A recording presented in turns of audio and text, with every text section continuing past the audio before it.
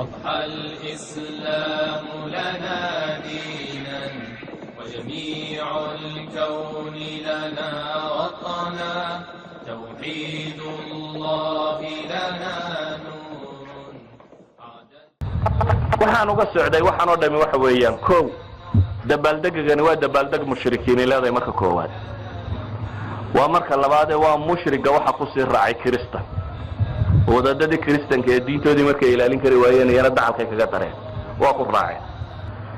hadday labada kooxood isku raaceen inaga qiimuhu inoo leeyahay waa maxay asliyan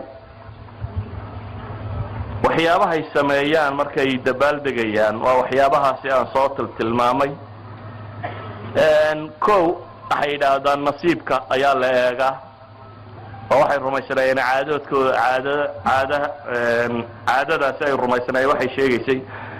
reerkao dhan in la ururiyo dabeetana habeenkaasi la dabaaldego dabaaldega marka la samaynayo january bay dhahaan kowdeeda qofka kugu horeeya kuu soo galaa hadduu nin dheer oo timo madow noqdo bay dhahaan nasiib wanaag bay sheegaysaa wax kale hadday kuu soo galaan laakiin dhib bay sheegaysaa waxay isticmaalayeen oo dhaqamadaasi ka mid ahaa in ilmo yar la qaado oo salad lagu rido kor loo qaado ilmahan yar berigii hore waxaa iska lahaan jiray Asian Egyptianiski iyo Chineska labada kooxood way lahaan jireen qoladana waxay dhahaan Jesus ba u bedelo ilmaha yar inuu Jesus yahay oo isagana hal la qaado ilmaha yar waa la qaaday geedkii qolada yar lahayd waa la soo qaaday habeenkan in la soo jeedo khabri badan la cabo waa la sameeyay marka maanta la eego Christmaska iyo dabaaldegiisa iyo January kowda iyo dabaaldegeeda dunida maanta dib bay ku haysaa yani waxay tilmaamaan inta waxay gubata inta khamri la cabo inta khasaare la geysto waa un ayaamo loogu talagalay in bini aadamku waasho ay hadda u egtahay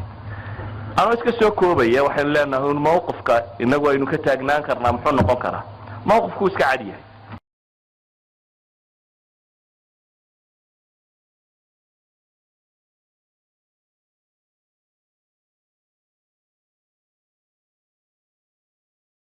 waxaan naqanaa inuu nabigu yidhi salawaatu ullaahi wasalaamu calayh man tashabbaha biqawmin fahuwa minhum duul ninkii ku daydayda ee isu ekaysiiya iyaga ayuu la mid yahay buu nabigu sheegay salawaatu ullaahi wasalaamu calayh waxa kaaga filan inuu nabigu tilmaamay la tatabicunna sanana man kana qablakum shibran bishibr wa ziraacan biziraac xataa law dakhaluu juxra dabbin latabactumuuhum xadiidkii saxiixaynka ku yaala macruufka ee nabigu leeyahay salawaatu ullaahi wasalaamu calayh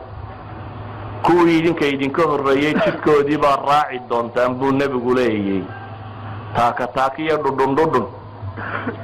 markaasuu nabigu wuxuu yidhi salawaatu ullaahi wasalaamu calayh hadday god masalugalay galaan dabku waa masacgalay nooc ka mid oo aan teenan ahayn teenan malaa waral baa la yidhahdaa laakiin tuka yar yaroo carabtu dhankeeda u badan weeyaan waa la family god masalugalay hadday galaan buu nabigu yidhi waa ka dabagelaysaa isweydiinta waxa ay tilmaamaysaa in taqliid acma muslimiinta uu ku dhici doono waxa uu xadiidku tilmaamaya xataa waxaan macno samaynayn in lagaga dayan doono haddii la odhan lahaa hadday dayaxa qabtaan waa ka daba boodaysaan waxba may ahaateen oo markay dayaxa u guuraan inaynu ka daba guurayno laakiin nabigu wuxuu leeyahay hadday god masalugalay galaan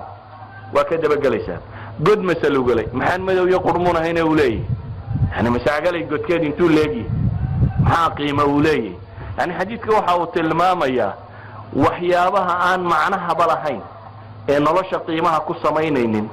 ee wax bini aadam laga qaato ahayn ee caqliga saliimkii xataa aanu keenaynin in lagu raaco inaad ku raaci doonto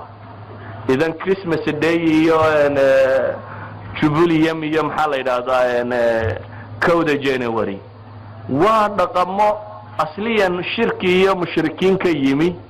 markii dambana uu kristaan qaatay foolxumadaas oo dhan isagoo wadale haddaad adna sii daba gasho waa juxru dabkii uun kama gadisna waayo waa waxaan noloshaadana macno ku lahayn astaan gaaleedna ah waxay yidhahdeen ilaahay rasuulkiisiyo kuwan aanu raaci doonaa alyahuuda wannasara miya ma yahuudiya kristan ba qaala faman buu yidhi oo yaa kale aad raacaysaa waa xadiiskii abi saciid alkhudri kii abi hurayrana waa kii tilmaamayey ka farisa waruum miyaabay ku yidhaahdeen faqaala waman innaasu ilaa ulaa'ik oo dadba waa ayaan kuwa ahayn buu nebigu leeyahy labada xadiisba uu ku tabaqmaya ninka intan raaca waayo romaniskii uu nabigu ruumkan uu xadiidka ku sheegay iyo nasaaradu xadiidka hore ku sheegay labaduba maanta way isku sii raacsiisayeen intan dambe ah maxay 25 December kan Christmas-ka iyo maalinta ka sii dambeysay January kowdeeda waxaasoo dhan markaan isku darro waxa ay sheegayaan in mamnuucu yahay qofka muslimkii inuu waxaasi ku daydo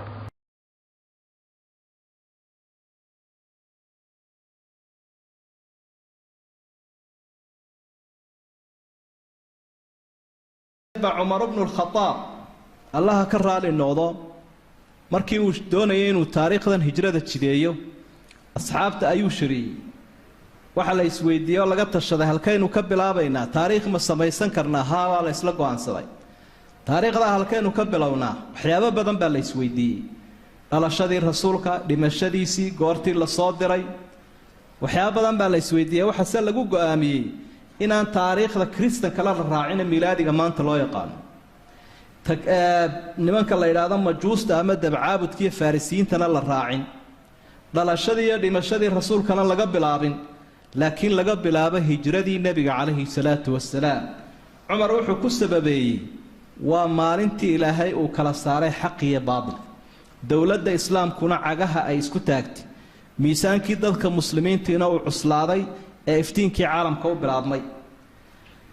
sidaasi baa markaa lagu qaato go'aankaas lagu hirgeliyay halkaynu ka bilownaa bilaha ayaa la isweydiiyay qolaba waxbay soo bandhigeen ramadaan غayru waxa lagu go'aansaday muharram in laga bilaabo bilaha uu quraanka kariimka ay sheegay 12ka hilaaliga ah